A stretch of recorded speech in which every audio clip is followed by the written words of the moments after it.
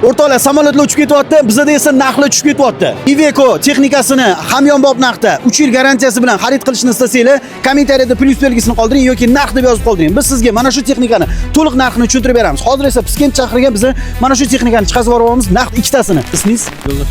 Yo'ldosh Xo'ja akam hamda Habib Nurmagomedov, ya'ni Habib aka. Insonlar bizdan navbatdagi texnikani xarid qilishda turli xil shu yo'nalishda ishlaydigan korxonalar bordi. Aynan ideal texnikani tanlashingizga sabab. Bizga shu yoqdi-da.